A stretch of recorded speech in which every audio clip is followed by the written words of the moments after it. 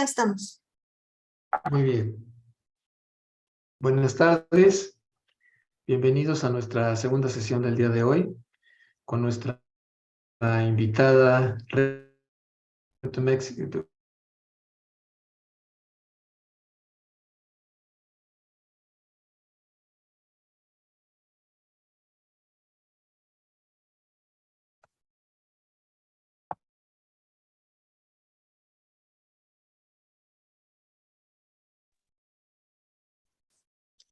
Enrique, ¿estás por ahí? Parece que se desconectó Juan Carlos. Ok. ¿Te desconectaste, Enrique? ¿Ya no me escuchan? Ya te escuchamos. Sí. I will repeat. Rehema, I'm going to explain your presence with us today in Spanish, and then we will hear you and talk with you in English. Is that okay with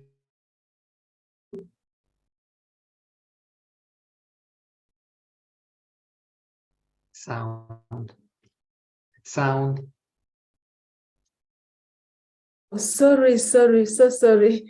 I was saying that's fine. I'm sure you'll say nice things about me, so no worries, proceed. Okay. Thank you very much. You're Muy bien, welcome. bienvenidos a nuestra transmisión del día de hoy. Es nuestra segunda charla con nuestros invitados. El día de hoy tenemos a Rehema Baguma. Ella nos va a dar su punto de vista sobre lo que está pasando en la educación del diseño, específicamente en África. Y después vamos a tener una serie de preguntas, conversaciones y intercambios de opinión con Rehema. Y yo creo que es lo más importante. Y cerraremos con alguna conclusión el día de hoy. Okay, Rehema, once again in English, let's start our conversation. Welcome to this transmission, to this chat, to talk about design education.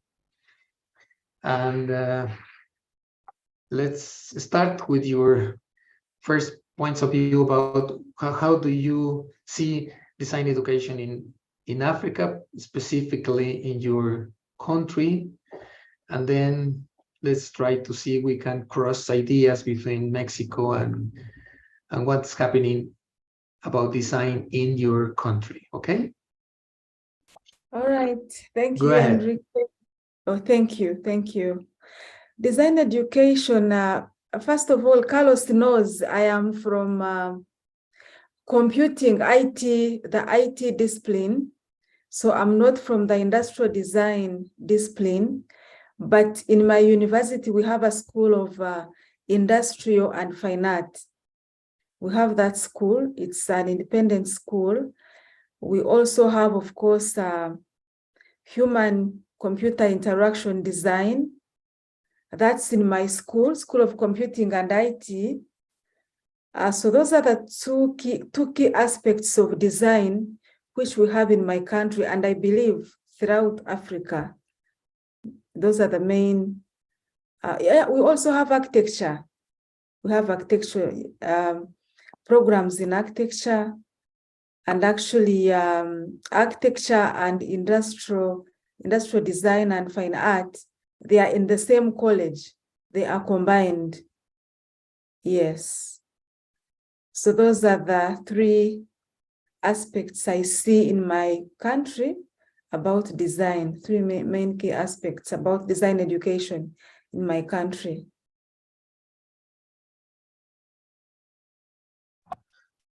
Thank you very much, Rehema. I see that you have experience in different countries, like in Rwanda and in Uganda, and in you also visited the Nelson Mandela African Institution.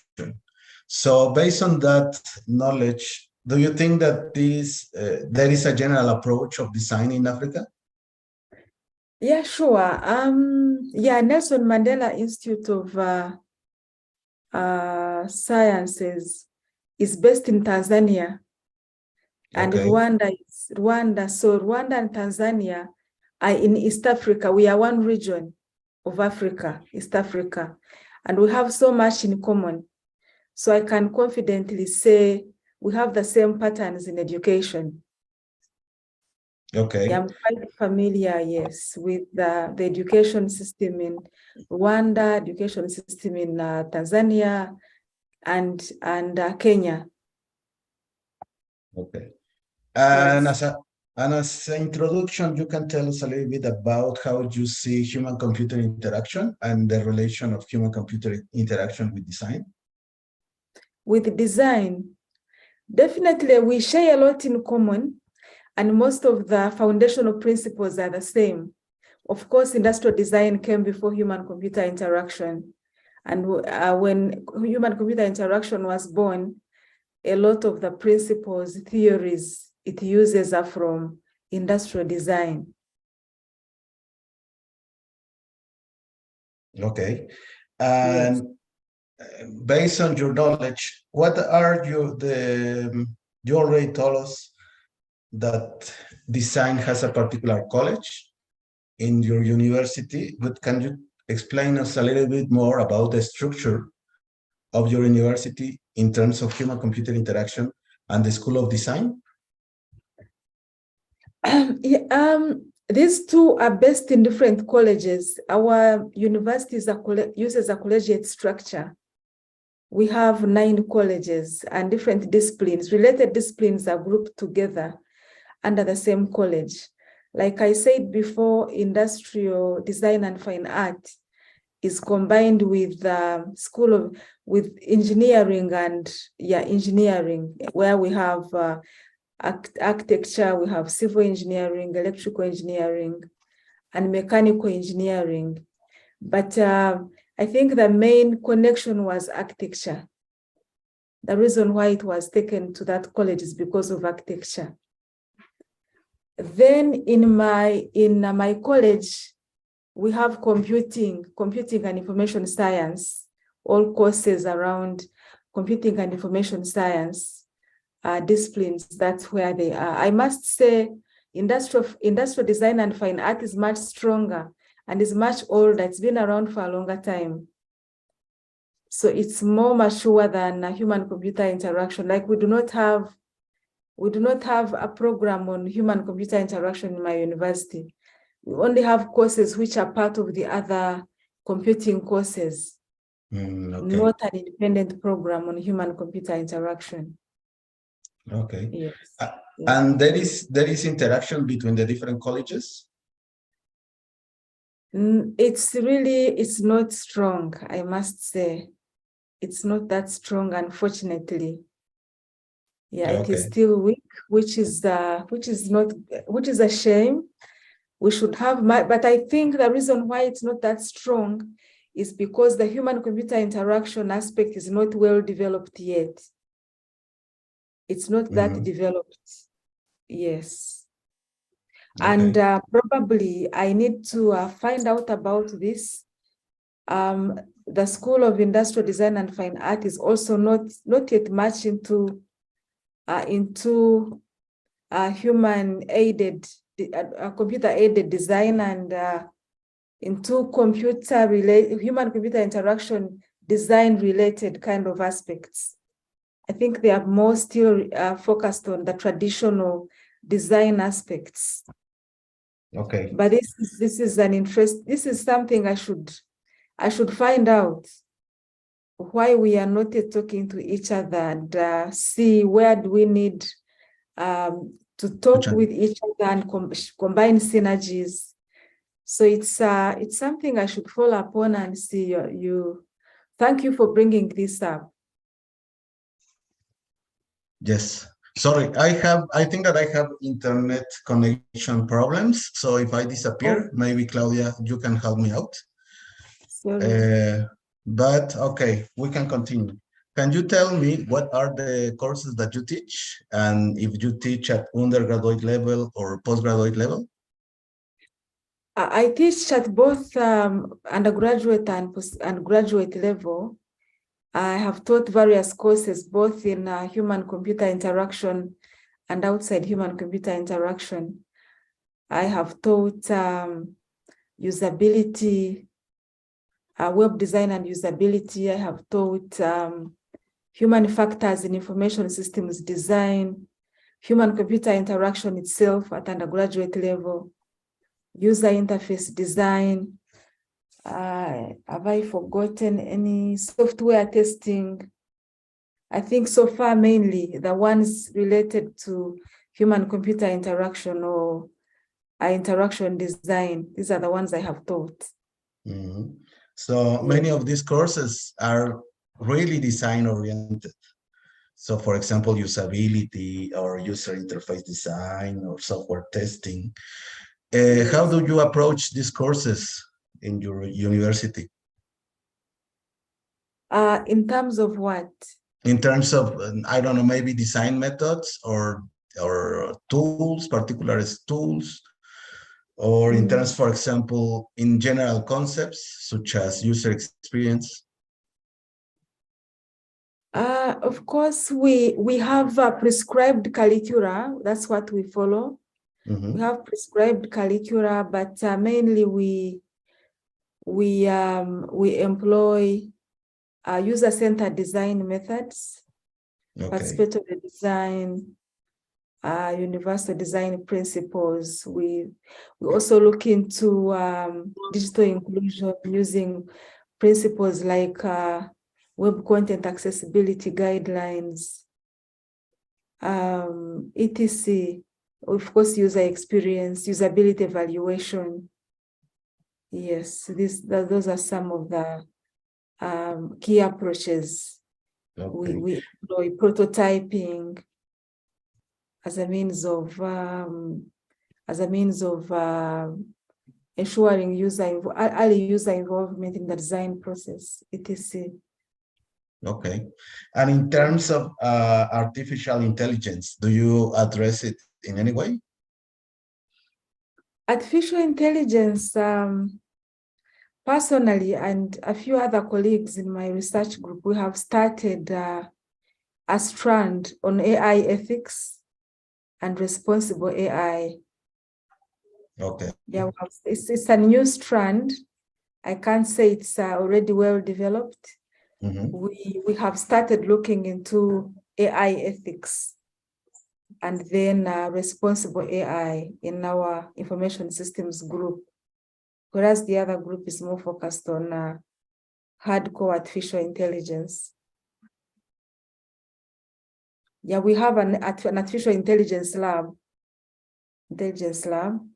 but then for us, from the information systems side, we are coming in to look at AI ethics and then responsible AI. We were actually in early talks with some people from Google to set up a lab specifically to focused on responsible AI aspects, testing out stuff. How can they test out their early designs on African populations to ensure they represent their needs, they also represent the context. Okay. Yeah. So we can say then that artificial intelligence is relevant in your university. Yeah, sure, it is relevant. It's actually one of the leading, we have one of the leading AI labs in Africa, in Uganda, only that we had not yet started looking into AI ethics and responsible AI. We are just beginning to do so, yes. Really interesting. And well, you already said that you use user-centered design. Is there another approach or design approach that you use when you are like teaching or practicing design or engineering? Okay, in terms of what, can you kindly clarify further? Yeah, sorry, in terms of teaching. In terms of teaching, I mentioned prototyping. Of course, we also have design thinking. So encourage design thinking, of course, participatory design. Yes, those are some of the approaches we employ, yes. Okay, just to summarize, so usability testing, prototyping, participatory design, and user-centered design are quite common. Yes. Okay. And do you think that students prefer one of these approaches, or how do they react to these approaches? It depends on the student's orientation. The ones who are more into programming, they prefer prototyping. Okay. They prefer, of course, there's also wireframing. Mm-hmm. There's also wireframing. The students who are more into bent more to programming, they prefer prototyping. They want to quickly dive in and start developing systems. Whereas the others who are not more so much into programming, they enjoy they enjoy wireframing, they enjoy engaging users, they enjoy being the ones leading the testing, the usability testing, collection of requirements, specification of requirements, things like that. Yes. So I cannot say students prefer this over the other. It varies on the interest of students, depending on the ones who are more, who like more programming. And of course, also, it depends on who is teaching. Sometimes students' interests are driven by the way a course is delivered and the way a lecturer engages the students. Mm-hmm. Yes. Okay. And well, you mentioned participatory design. Do you have a particular example of how you use or in which situations you use participatory design? Personally, I have a colleague who is a participatory design expert. I have not used it a lot. I've been more into wireframing, prototyping, usability. I actually have extensive experience with usability testing and evaluation. So I can't say I'm quite that knowledgeable in participatory design. Yes, but of course it's about early involvement of users, ensuring they are engaged throughout the design process, not only being brought in at the end. Yes, but my colleague, one of my colleagues in my research group is the one who is more experienced. She has even done her PhD research in participatory design. Okay. Yes. Yes. Good. So in many things, I think that there is a connection between human-computer interaction design, user experience, between what is happening in Uganda and what is happening in Mexico. But I would like to know if you see particular skills related to these fields that I mentioned, like skills that we should promote in our students. Interesting. Skills. Like knowing how to, what kind of skills? Maybe being able to apply, yes. Go ahead. Maybe for usability, like a planning usability test. Okay. And then they have to develop skills to plan that particular session. Or programming, maybe that is a different skill. Prototyping maybe is a different skill. Yeah, I think the major challenge is attitude. We have a disconnect between people who are in what sense? Sorry, in what sense? Carlos, can you hear me? Okay. We have a disconnect between people who appreciate user-centered design or human-centered design and the people who are deep into programming, software development. People who are deep into software development, they think human-centered design is a wastage of time and money. And the people who are into human-centered design, they think that the people who are so much focused on programming, they just don't understand. They don't appreciate that these systems should be developed for use, and they don't understand the stake that users have in these systems, and the stake and what's at stake if users are not considered and are not engaged in the design and are not put at the center of the design process. So we have that challenge. So I think the key skill is both parties need to appreciate. They need to come together and agree. Each side is very important. So it is important for us to harmonize our perspectives and come up with a joint plan that is winning on both sides. We see how can we engage users without spending so much time and spending so much extra money, and how can we, and okay, that's on the side of programmers. Then on the side of human-centered design enthusiasts, how can we, it's more or less the same. How can we get users involved, but we do not have to spend so much time, delay the project, and also increase the cost of the project. So for me, that's the challenge I see. I've had a couple of projects I've been in the industry. In the industry. They'll bring you on board as a human-centered expert, but they will do stuff and come and say, okay, this is done. We have actually finished doing this. When can we have a final workshop with the users? And you ask them, but who are supposed to involve users at these different levels? What happened?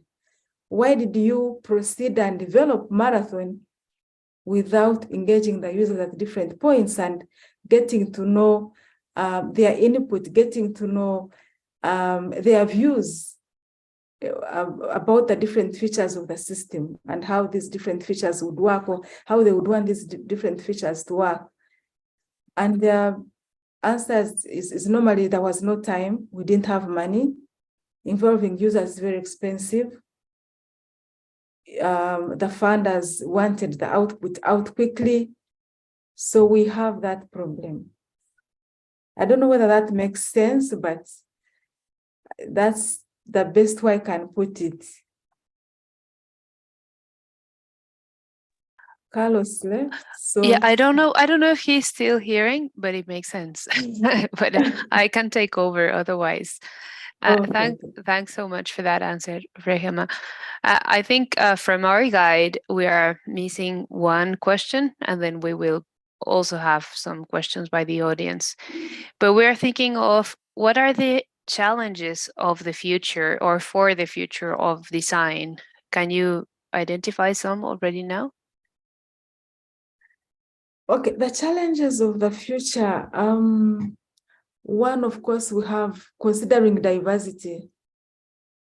Because today, unlike before, where you would design a product and it's for Mexico, it's going to be used in Mexico alone. Today, we are designing products which are used globally, and you cannot start saying you're going to develop a product or service that is going to serve one market and then develop another for another market.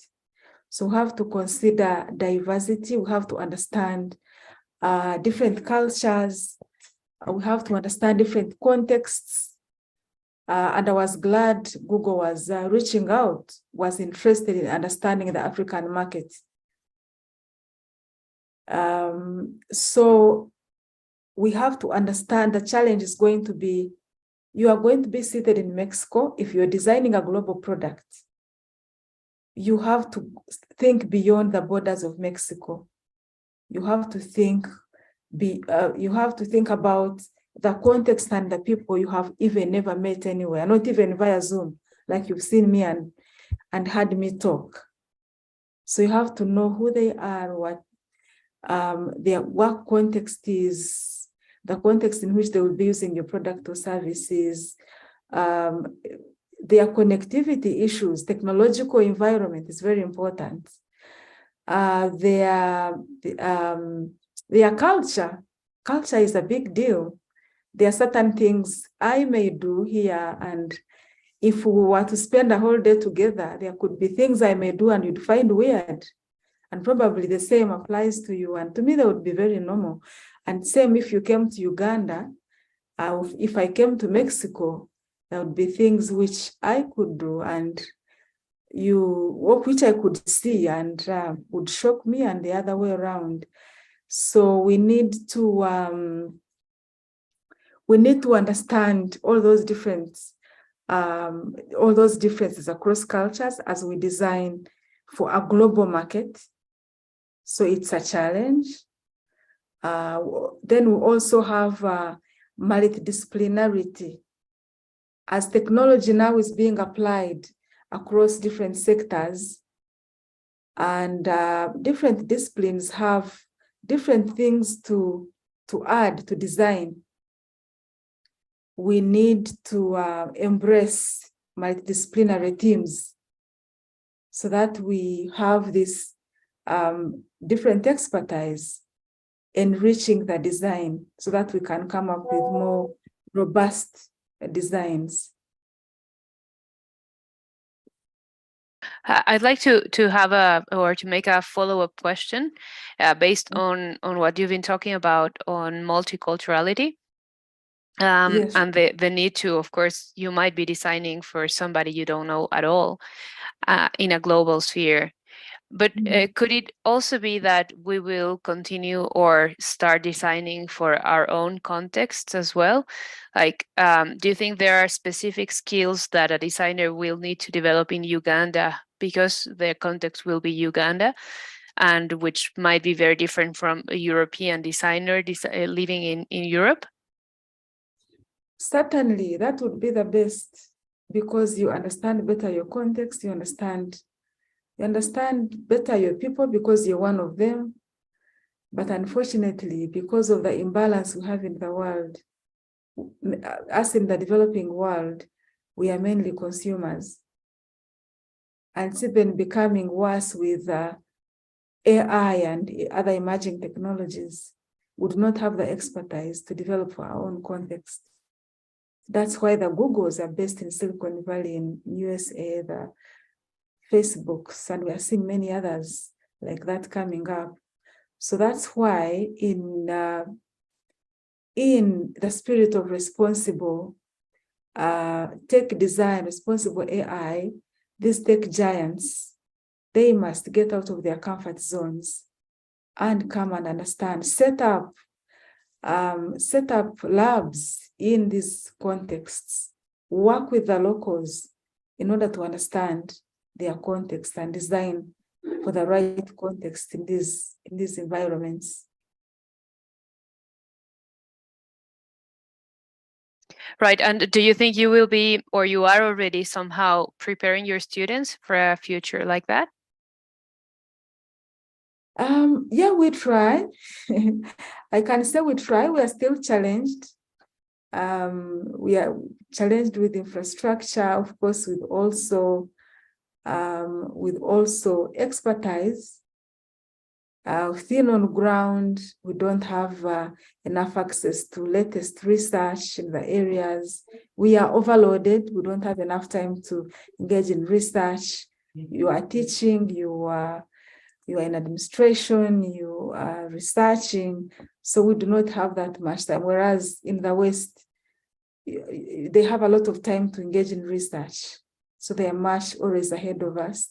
They're always better than us. We are trying, and we hope things will keep getting better. We hope so too. I don't know if there are any other questions. Juan Carlos is back, so I don't know also if he had any follow-up questions from before. Yes, I have a follow-up one question that we have discussed here is like agency, whether we can teach designers to take decisions that are important for the context. And I think that is relevant to what you were saying, because you mentioned that we were consumers. So how can we teach students to become agents of change? I don't know if you have considered or reflect this issue. How can we teach students to be agents of change? Interesting. Some situations are beyond them.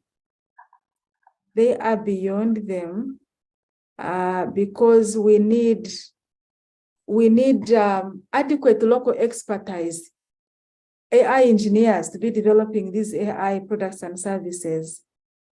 And then, but we do not have them because of our weak STEM systems. And then we have another problem which is cropping up: brain drain. Most of these countries are now taking the best AI engineers from the global south. I don't know if you have noticed that in Mexico, but it's very common now in Africa. They are being offered resident visas to go and stay and work in these countries. UK has that policy already. US, Canada, they already have all these policies. So even the few that we have are being taken away. Of course, our governments must wake up and put in place favorable environment conditions to keep this top talent around. But I think the speed at which they are doing it is low. So much as we want to groom change agents, but sometimes it's about survival. Yeah, inherently, very people would sacrifice for the greater good of the country before they can have enough food for themselves and their family. That's the challenge I think we have. So we need to combine synergies with different players. Government needs to come in and play its part, make sure they are in favorable conditions. There are well-paying jobs, which these people can do to stay around and earn something competitive to keep them around. Good policies, etc. Well, yes, I think that this is a really complex environment, and there are many similar things here in Mexico, maybe in a different level, because, we are connected to the US, and, the relationships are really straightforward. But you were also talking a lot about users, and, that is something that we in Mexico use a lot. Like, you have to design for this person. And in that sense, I think that there is a strong connection between your way of how you teach and how you practice human-computer interaction. And I wonder if that is common in other universities in East Africa.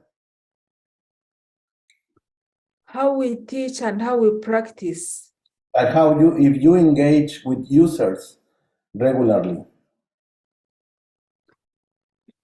Unfortunately, it's not as it should be. I must state, it's still weak. And mainly because of that the disconnect between the developers and the human-centered design experts. I don't know if I've answered you, if I understood your question very well. Yes. If there is the regular engagement between the designers and users. Designers and users, it's because of the culture, the way things are done. They are quick to put out a system at the lowest cost possible So they always claim engaging users will delay the process. Yes. A number of times it's done to tick off a box. Did you engage users? Yes, we met 5 of them on this and this day, and this is what they told us, and we considered ABCD. So it's more or less of ticking a box than knowing these are stakeholders. Their views matter for different reasons. They are the ones going to use the systems. If we do not design for their needs and context, then the system will not come out effective. So it's, I think it's quite challenging. And because of that, we have quite a number of systems that flow, including big government systems. So we still have a challenge, but I think also our environment is still in its infancy, probably. Yeah. Okay. Claudia. I have a question that has nothing to do with what we've been discussing so far, but I'm very curious about.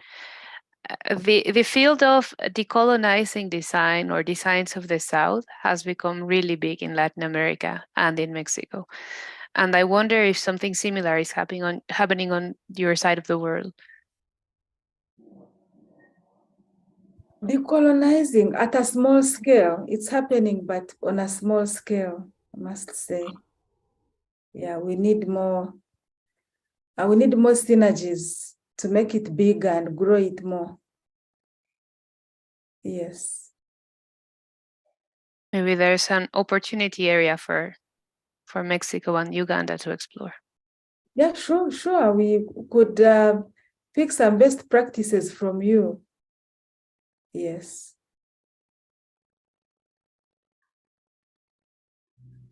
Yes, it's something that we are just exploring, and there are different, because we have similarities. Maybe it's a common point that we can develop, because there are experts here, but well, it's a work in progress issue. Okay, all right. Okay, so are you all from, are some of you from industrial design and others from computing, or you're all from industrial design? Well, we can answer that because, for example, I studied industrial design, but later I did my master's in design for interaction. Oh, okay. User experience, so I don't see myself as an industrial designer any longer. But that is okay. Maybe Claudia and Enrique can tell you their path. Yeah, I wouldn't call myself an industrial designer either, although that was my bachelor's.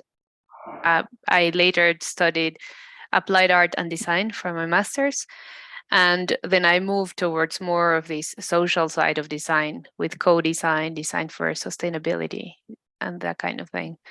So yeah, the word industrial is not the best way to describe the way of my design, let's say. Okay. I do consider myself as a designer in general, but not specifically industrial designer. Okay. And that is changing in Mexico. So we have like industrial design programs in bachelor's, but in the master programs, they are changing. Like, for example, user experience design or service design, or in some cases, just design without last names. Okay.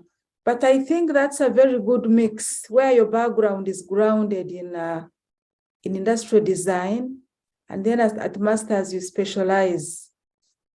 You specialize in the human-computer interaction kind of design. I think that's the linkage we are missing in my university, that we should have, where designers can cross from industrial design to computing. Mm-hmm. Yes, I think that's the linkage that we are missing and we need to explore. Yes. Yes, we have to do that in Mexico as well. But we have some examples, but in general, there is a lack of connection within other disciplines. Okay. Okay. Good. Enrique, I don't know if you have another question, or Claudia, or Rehema, if you have another question for us. Not really. Not really. Rehema, I have a question. Mhm. Yeah, sure. What kind of research have you been done recently? Is this research related with the design activities or with the design field or no? Okay, my PhD research, which was a couple of years ago, was in accessibility and usability. That's how I entered into human-computer interaction. I really didn't have a background in design. I entered into the area of design at my PhD level, and I did accessibility, making computing systems and devices accessible to persons with disabilities, and then usability. There was a component of usability. Then from there, I kept on exploring into other areas of design. So lately, what research have I done? I've been applying design to areas like e-learning, e-government, and sometimes again accessibility, usability. Yes. Thank you. You're welcome. Those are really like common terms if we discuss interaction design, because you do usability testing, prototypes, and also with user experience. So it's really sure. that how your path connects with our path. And well, that is something that maybe is happening around the world, how design is like connecting with other disciplines and other disciplines connecting with design. Yeah, sure. Was that a question or just a comment? It's a comment, but if you want to comment, that would be great. It was just a comment. Okay, all right, okay. But if you have any Because I had missed something that was more of a question than a comment. Yeah, sure. But if you have another comment, that is great. Not really. Okay. Yeah. Well, I think that we have asked all the things that we wanted to discuss with you, or maybe, I don't know if Claudia or Enrique have a final question. It is, well, really valuable what you have shared with us, because it connects with many things that we have seen here in Mexico. Okay, all right, thank you. I think I've also picked some lessons about the necessary linkage between the industrial design group with the computing group. It's something I'll look into and see how possible and how and where we can link. Yes, and with your knowledge, I think that you can easily connect with industrial design, because you bring all this knowledge related to user experience, to usability testing, to wireframes. That is something that in some design school is being taught. Yeah, I think so. I have never tried to find out, but I believe all those principles, those are principles which were tested principles from the industrial design perspective, which were later on applied in human-computer interaction design. Yes, so it will be important to see how the two disciplines can really cross-fertilize each other. Yes. I'm thinking maybe a good way or a good source to check would be the results of participatory design conferences, because that is the case that although the conference is called Participatory Design and it's very popular among design field, it publishes within human-computer interaction track of the, yeah. So I believe that for many of these people, like the track was more like that. They started in human-computer interaction and later they moved towards design. And so we see that kind of a problem. When you come from the other side, you don't quite speak the same language as the human-computer interaction people, Yeah, but sure. somehow you share goals and methods. So, well, anyways, the discussion is interesting, but you really need to know that the problem or the dilemma exists somehow. Yeah, that's right. That's right. Yes. Yeah, it would be great if you take the first step and invite industrial designers in your country, you see, because I can see a trend if we talk about data-driven design. And of course, if you are in the computer field, you have all the knowledge to do this work, this data-driven design trend.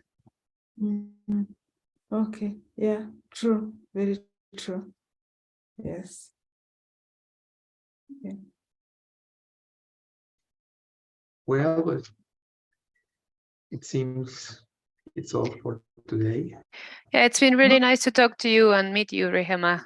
So let's hope we keep in touch in the future and let's hope we get to Yeah. meet in person. Sure, sure. Let's just keep in touch. Let's keep in touch. Yeah, let's also share any opportunities you come across. We are open to collaboration. Yes, we It are. would be great. Yeah, we are too. Okay, all right then. Okay, enjoy the rest of the day. It's almost 10 p.m. in my country. So have sweet dreams for you. Have a good rest. And we All are going to right. have lunch. We're going to have Oh, lunch all here in right. Mexico. Okay. Okay, enjoy the rest of the day. Okay. Thank you very All much. right. Bye. Bye. Bye. Nos vemos.